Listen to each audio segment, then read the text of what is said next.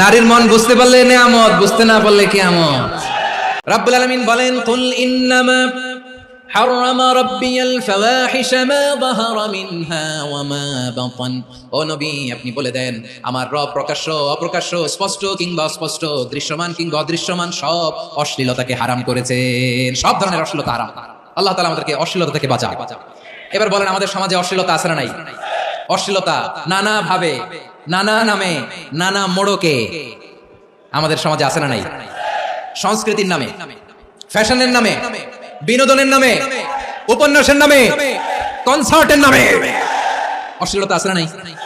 আপনি দেখেছেন কনসার্টগুলোর অবস্থা? আমাদের তরুণ তরুণীরা, আমাদের যুবক যুবতীরা, আমাদের জেনজিরা, কি অবস্থা ওইখানে? কনসার্টের নামে অশ্লীলতা আছে না নাই? ছেলে মেয়ে একে অপরকে জড়ায় ধরতেছে, একে অপরকে চুমু খাচ্ছে, প্রকাশ্যে দিবালোকে গণমানুষের সামনে। আল্লাহ তাআলা এই অশ্লীলতা থেকে আমাদেরকে বেঁচে থাকতে বলেছেন। রূপালী জগতের নামে অশ্লীলতা আছে না নাই? এই টার্মটা আপনারা জানেন না? রূপালী জগৎ কি জগৎ?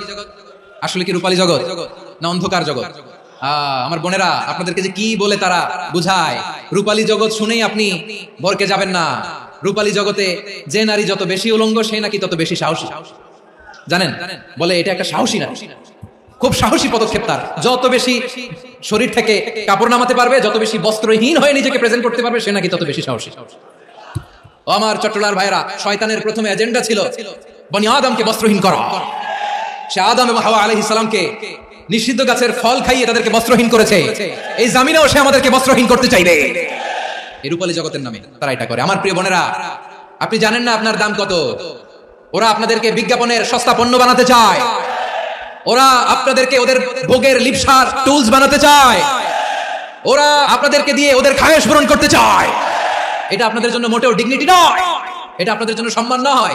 আপনার সম্মান শালীনতায়, আপনার সম্মান হেজাবে, আপনার সম্মান ভদ্রতায়, আপনার সম্মান আপনার ডিসেন্ট পোশাকে। পোশাক বলে দেয় এই নারীটা ভদ্র না অভদ্র। পোশাক বলে দেয় এই মেয়েটা কোন ঘরের মেয়ে। আপনি জানেন না, আপনারা এই সস্তা পণ্য বানায়, ভোগের পণ্য, বিলবোর্ডে আপনাকে উলঙ্গ করে উপস্থাপন করে। এই অশ্লীলতার সাথে ইসলামের কোন সম্পর্ক? এজন্য আল্লাহ বলেন, আমি অশ্লীলতাকে হারাম করেছি। অশ্লীলতাকে হারাম করার প্রথম কারণ হলো এর মাধ্যমে মানবতাকে অপমানিত করা হয়। কারণ মানুষের সম্মান মানুষের পোশাকে। মানুষ যখন পোশাকহীন হয়ে যায়, বস্ত্রহীন হয়ে যায়, তার সম্মান কমে যায়, ঠিক কিনা? অশ্লীলতাকে হারাম করার প্রথম কারণ হচ্ছে মানুষ মানুষকে অপমান করে। একটা নারী, সে তো সম্মানিত, নারী যে কত সম্মানিত, নারীর এটা বুঝেই নাই। বিশ্বনবী বলেন, আদ-দুনিয়া কুল্লুহা মাতা ওয়া খায়রু মাতা'আদ দুনিয়া আল-মারআতু সালিহা। আমার বোনেরা, 5টা প্যান্ডেলে আপনারা এলইডিতে আমার আলোচনা শুনছেন, আমি জানি। আপনাদের এই গর্ভ যে কত দামি আপনি জানেন না। আপনার পেট থেকেই আসবে আগামী দিনের সালাহুদ্দিন আল-আইয়ুবী। আপনার পেট থেকেই আসবে অনাগত দিনের ইমাম মাহদী আল-মুনতাযর। আপনার পেট থেকেই আসবে অনাগত দিনের ফয়সাল, ওয়াসিম, মুগ্ধ, আবু সাইদের মতো বীর যোদ্ধা। আমার প্রিয় বোনেরা, আমার প্রিয় বোনেরা, বিশ্বনবীর কথার ওজন খেয়াল করেন। আদ-দুনিয়া কুল্লুহা মাতা ওয়া খায়রু মাতা'আদ দুনিয়া আল-মারআতু সালিহা। দুনিয়ার সবকিছুই অ্যাসেট, এর মধ্যে সবচেয়ে দামি অ্যাসেট নেককার নারী। আপনার গর্ভ যে কত দামি আপনি জানেন না। নিজের সময়টাকে কাজে লাগান, কোরআন পড়েন, সুন্নাহ পড়েন। আপনার অনেক দায়িত্ব ঘরে। You are the MD of your family. একটা family it's a very big institution. পরিবার একটা অনেক বড় প্রতিষ্ঠান, and you are the MD of your institution. আপনি এই পরিবারের MD, managing director of your family. এখানে আপনার কত দায়িত্ব। আপনি ছেলে মেয়েদেরকে তারবিয়া করবেন। আপনি আপনার স্বামীর জন্য ঘরটারে জান্নাতের নীর বানাবেন। আপনার জন্য জান্নাতের ডুপ্লেক্স বাড়ি ওইখানে তৈরি করে রাখবে কে? আপনি যে কত দামি আপনি জানেন না। নারীদেরকে আল্লাহ বানিয়েছেন উচ্চতর করে, নিম্নতর নয়। নারীদেরকে ছোট্ট জিনিস দিলে এটার বড় করে দেয়। নারীদেরকে ভ্রূণ দিলে, শুক্রাণু দিলে, নারী এটারে বাচ্চা হিসেবে উপহার দেয়, ঠিক কিনা? বিয়ের মাধ্যমে স্বামী যখন তার শুক্রাণু তার স্ত্রীকে উপহার দেয়, স্ত্রী রিটার্নে কি উপহার দেয়? ফুল ফর্ম বেবি, মানব সন্তান। দেখছেন, আপনি দিলেন একটুকুনি দিছে, বিশাল। আপনি যদি নারীকে বাজার এনে দেন, নারী এটাকে সুস্বাদু খাবারে রূপান্তর করে দেয়। আপনি তাকে একটা মুচকি হাসি দিয়ে দেন, সে তার কলিজা দিয়ে দেয়। কিন্তু যদি আপনি তার মনে কষ্ট দেন, সে আপনার জীবনকে জাহান্নাম বানাইয়া দেয়।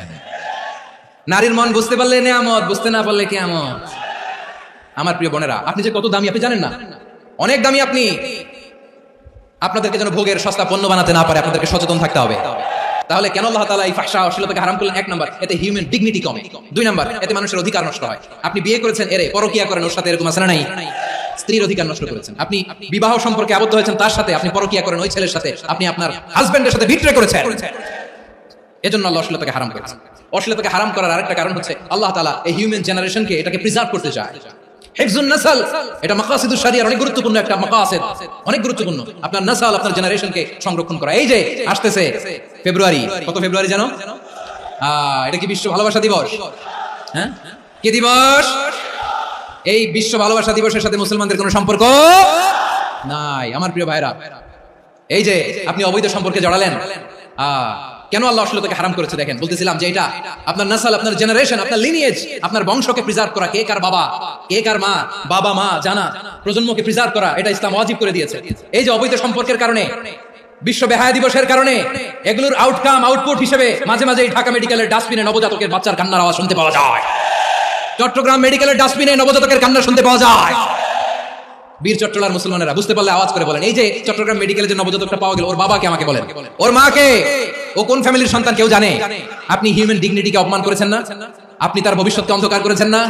আপনি তার লিনিয়েজকে প্রশ্নবিদ্ধ করে দিয়েছেন না? এই জন্য আল্লাহ তাআলা অশ্লীলতাকে আমাদের জন্য হারাম করে দিয়েছেন। পড়েন সুবহানাল্লাহ।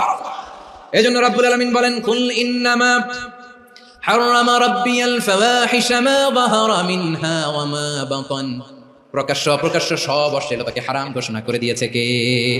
আবার দুনিয়ার বুকে যারা অশ্লীলতার প্রসার করে তাদের জন্য শাস্তি মজুদ রেখেছে কে?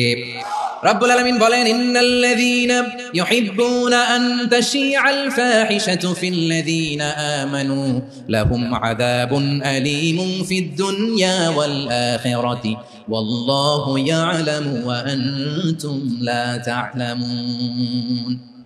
নিশ্চয়ই যারা বিশ্বাসীদের মাঝে অশ্লীলতার প্রচার প্রসার করতে চায় তাদের জন্য আমি মর্মন্তুদ শাস্তি প্রস্তুত করে রেখেছি, দুনিয়াতেও রেখেছি, আখিরাতেও রেখেছি। ঘোষণাটা কার? যারাই নাটকের নামে, সিনেমার নামে, রূপালী জগতের নামে, মুভির নামে, ওটিটি প্ল্যাটফর্মের নামে আমার সমাজে অশ্লীলতা ছড়াতে চায় তাদের জন্য কঠিন মর্মন্তুদ শাস্তি মজুদ রেখে দিয়েছে কে? ও আমার বোনেরা, এখনো আপনি জাগবেন না? এখনো আপনার চিন্তার দুয়ারে এখনো নাড়া পড়ে নাই?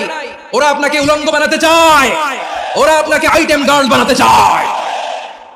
এজন্য ইসলাম অশ্লীলতাকে হারাম করেছে। হারাম। ইসলাম বলেছে যোজন যোজন দূরে থাকো, ওরা বলে না কাছে আসো, কাছে আসার গল্প, ক্লোজ আপ ওয়ান, কাছে আসার গল্প আছে না নাই? তাহলে অশ্লীলতার সাথে আমাদের কোনো সম্পর্ক? সবাই বলতে পারেননি, আওয়াজ করে বলুন, অশ্লীলতার সাথে আমাদের কোনো সম্পর্ক? আমরা এই সমস্ত ক্লোজ আপ ওয়ান, কাছে আসার গল্পের প্রোগ্রামে যাব? আমরা কোন ধরনের অশ্লীল কন্টেন্ট সোশ্যাল মিডিয়ায়, টিভিতে দেখব? কি যুগ যে আমরা কাটাচ্ছি আপনি কল্পনা করতে পারবেন না। পর্ন ইন্ডাস্ট্রি, নারী পুরুষের বস্ত্রহীন যুগল দৃশ্য, এটাকে দিয়ে ওরা কোটি ডলারের ইন্ডাস্ট্রি বানিয়েছে। পুরো মানব ইতিহাসে এরকম জঘন্য সময় মানব ইতিহাস পার করে নাই। পর্ন এটা ইন্ডাস্ট্রি হয়ে গেছে। আমাদের এই যুবকগুলো, জেনজিগুলো, ওদের চরিত্র বাঁচাবে কি করে? কেমন করে হেফাজত করবে ওদের এই মূল্যবান চরিত্র? আমার প্রিয় ভাইরা, এই অশ্লীলতার দ্য লেটেস্ট ভার্সন হচ্ছে LGBTQ, শরীফ থেকে শরীফা। শুনছেন আপনারা? দেখতে পুরুষ, আসলেই পুরুষ, সুস্থ একজন পুরুষ, 4 সন্তানের বাবা, বলে আমি মনে মনে নারী। দেখতে নারী, সুস্থ নারী, আসলেই সে দিব্যি একজন নারী, বলে আমি মনে মনে পুরুষ। সবচেয়ে ভয়ঙ্কর অশ্লীলতার সবচাইতে লেটেস্ট ভার্সন হচ্ছে এই ট্রান্সজেন্ডারিজম। সুস্থ পুরুষ তার বায়োলজিক্যাল গ্রোথকে হরমোন দিয়ে স্টপ করে দিয়ে সে সার্জারি করে নারী হতে চায়। সুস্থ নারী পুরুষ হতে চায়। পুরুষ পুরুষের প্রতি সেক্সুয়ালি আকর্ষণ বোধ করে। এটা লূত আলাইহিস সালামের কওমের মধ্যে ছিল। এটাকে আল্লাহ কোরআনে ফাহিশা বলেছেন। وَلُوطًا إِذْ قَالَ لِقَوْمِهِ أَتَأْتُونَ الْفَاحِشَةَ مَا سَبَقَكُمْ بِهَا مِنْ أَحَدٍ مِنَ الْعَالَمِينَ। লূত আলাইহিস সালাম বললেন, তোমরা কি এমন এক অশ্লীল কার্যক্রমে ডুব দিলে নাকি যেটা গোটা বিশ্বের কেউ কখনো করে নাই? তোমরাই প্রথম করেছো। পড়েন নাউযুবিল্লাহ। এই পশ্চিমের এই রোগ আমার দেশে যেন আসতে না পারে, আমাদের সজাগ থাকতে হবে। প্রিয় ভাইরা, চিল্লায় বলেন ঠিক কিনা? পশ্চিমের অবস্থা ভয়ঙ্কর। পাশ্চাত্যে আমি যুক্তরাষ্ট্রে ছিলাম অনেকদিন, কয়েক মাস, বিভিন্ন স্টেটে ঘুরেছি। গার্ডিয়ানরা উদ্বিগ্ন, ছেলে মেয়েদেরকে, ছোট্ট ছেলে মেয়ে, ওদেরকে জিজ্ঞেস করে, তুমি how do you feel right now inside yourself? তুমি ভিতরে ভিতরে কেমন ফিল করো? তোমার কি ছেলে ছেলে লাগে না মেয়ে মেয়ে লাগে? আচ্ছা বলেন, এই ছোট্ট বাচ্চাটাও কি এগুলো জেন্ডার অ্যাসাইনমেন্ট বলতে গেলে কিছু বুঝে? এইভাবে মিসগাইড করা হচ্ছে। কৌতূহল বশত ছোট্ট ছেলে যদি বলে আমার তো মেয়ে মেয়ে লাগে, তখন বলে যে না তুমি মেয়ে, ছেলে না। মা বাবা বাধা দিলে ওকে আলাদা গভর্নমেন্ট হাউসে নিয়ে যায়। ভয়ঙ্করতম অবস্থা। আমরা একটা সময় শুনতাম, হুজুর আমার ছেলেটা খুব ভালো, হাফেজে কোরআন, আল্লাহওয়ালা। হুজুর আমার ছেলে দাড়ি রাখছে, আল্লাহওয়ালা। হুজুর আমার ছেলে 5 ওয়াক্ত সালাত জামাতের সাথে পড়ে, তার মানে আল্লাহওয়ালা। পশ্চিমে যে আমি কি শুনছি জানেন? ওরা বলে, হুজুর আমার ছেলেটা ইউনিভার্সিটির একটা মেয়ের সাথে প্রেম করে, ও খুব আল্লাহওয়ালা, হুজুর দোয়া করবেন। এর কারণ ওদের কাছে আল্লাহওয়ালার ক্রাইটেরিয়া হচ্ছে, হুজুর আমার ছেলেটা আরেক ছেলেরে পছন্দ করে নাই, আমার মেয়েটা আরেক মেয়েকে ভালোবাসে নাই, এজন্য আমার ছেলেটা আল্লাহওয়ালা, হুজুর ওর জন্য একটু দোয়া করে দিয়ে। কি চ্যালেঞ্জ ওরা ফেস করতেছে। ওনার ছেলে যে আরেক ছেলেরে বিয়ে করবে না, এটাতেই উনি খুশি যে আলহামদুলিল্লাহ আমার ছেলেটা একটা মেয়েরে ভালোবাসে, আমার মেয়েটা একটা ছেলেরে ভালোবাসে, মানে এটা খুব আল্লাহওয়ালা। নাউজুবিল্লাহ পড়তে পারলেন না? এজন্য অশ্লীলতার সাথে আমাদের কোনো সম্পর্ক। রব্বুল আলামিন বলেন ওয়ায়ানহা আনিল ফাহশাই ওয়াল মুনকারি ওয়াল বাগি, তিনটা জিনিসকে আমি নিষিদ্ধ করলাম। এক নাম্বার হলো ফাহশা, অশ্লীলতা। দুই নম্বরে হলো মুনকারের সমস্ত মন্দ কাজ। মুনকার মানে হচ্ছে যত মন্দ কাজ, খারাপ কাজ, বাজে কাজ, এটার বলে মুনকার। এটার কি বলে? আপনারা পড়ছেন না, তা'মুরুনা বিল মা'রুফি ওয়া তানহাউনা আনিল মুনকার। সৎ কাজের আদেশ, অসৎ কাজের নিষেধ। মুনকার, মুনকার হচ্ছে মানুষের স্বাভাবিক বিবেকবোধ যেটাকে খারাপ বলে, ওইটাই মুনকার। পৃথিবীর সব আসমানি গ্রন্থ যেটাকে খারাপ বলেছে, মানুষের স্বাভাবিক বিবেকবোধ যেটাকে খারাপ বলেছে, এগুলো সব মুনকার। যেমন ইফতিজিং, এটা কি ভালো না খারাপ? মজুদদারি, খাদ্যে ভেজাল দেওয়া, ওজনে কম দেওয়া, মাছে ফরমালিন মিশানো, চাঁদাবাজি, টেন্ডারবাজি, দখলবাজি, এগুলো আমাদের স্বাভাবিক বিবেকেই বলে এগুলো খারাপ, এগুলো হচ্ছে মুনকার। আল্লাহ তাআলা এই মুনকার থেকে আমাদেরকে বেঁচে থাকতে বলেন। শয়তান এই মুনকারের প্রতি আমাদেরকে উদ্বুদ্ধ করে। আল্লাহ তাআলা বললেন ইয়া আইয়ুহাল্লাযীনা আমানু লা তাত্তাবি'উ খুতুওয়াতিশ শাইতান ওয়া মান ইয়াত্তাবি' খুতুওয়াতিশ শাইতানি ফাইন্নাহু ইয়া'মুরু বিল ফাহশাই ওয়াল মুনকার। আল্লাহ বললেন আমার গোলামেরা শোনো শোনো, ও আমার বিশ্বাসী বান্দারা খবরদার, তোমরা কশিনকালেও শয়তানের পদাঙ্ক অনুসরণ করবে না, কারণ শয়তান তোমাদেরকে অশ্লীলতা এবং মন্দ কাজের দিকে উদ্বুদ্ধ করে। আমাদের কাজ হচ্ছে শয়তান আমাদেরকে যেদিকে নিতে চায় আমরা তার উল্টা দিকে যাব। শয়তান এই মন্দ কাজকে আমাদের কাছে বিউটিফাই করে, চাকচিক্যময় করে আমাদের সামনে উপস্থাপন করে। এজন্য আল্লাহ বলেন মুনকারকে থামাতে হবে, মুনকার প্রতিরোধ করতে হবে। মুনকার প্রতিরোধের দায়িত্ব শুধু আমাদের নাকি?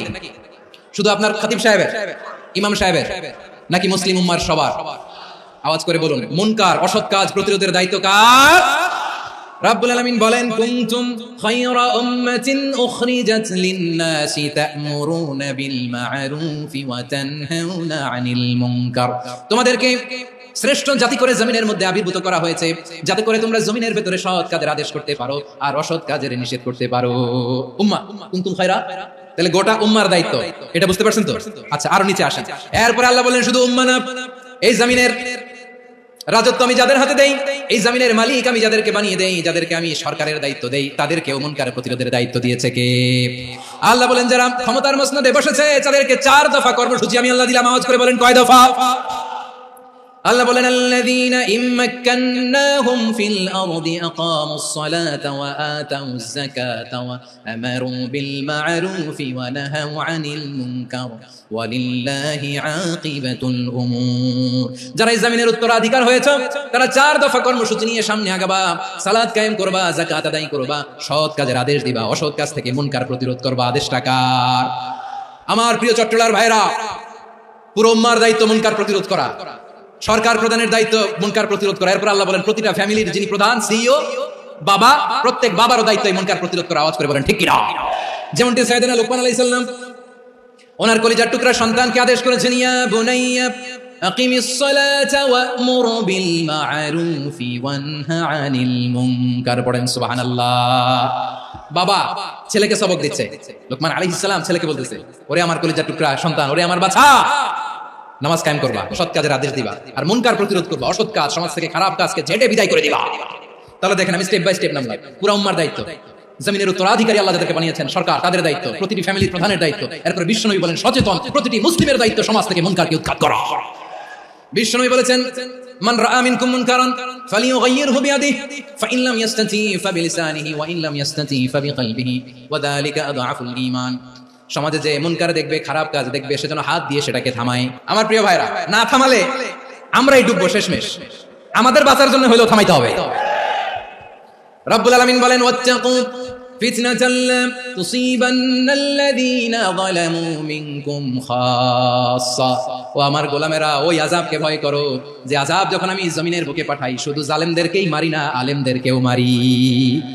আযাব যখন আসে তখন শুধু জালিমই মরে না, আলেমও মরে। জানেন মুসা আলাইহিস সালামের পায়ে একবার লাল পিঁপড়া, তো উনি রেগে মেগে পাশি দেখে লাল পিঁপড়ার বাসা, পা দিয়ে ডলে মুছে সবগুলো পিঁপড়া মেরে ফেলছে। এই ঘটনাটা আল্লাহ ঘটিয়েছেন। এজন্য মুসা আলাইহিস সালাম ছিলেন কালিমুল্লাহ, সরাসরি আল্লাহর সাথে কথা বলতেন। তিনি আল্লাহকে জিজ্ঞেস করেছিলেন, আল্লাহ তুমি যখন কোনো জনপদে আযাব পাঠাও, শাস্তি দাও, ওখানকার শুধু জালেমরাই তো মরে না, ভালো মানুষগুলোও মরে, তো আযাব দিবা মুশরিকদের উপর দিবা, অবাধ্যদের উপর দিবা, ভালো মানুষগুলোরে মারো কেন?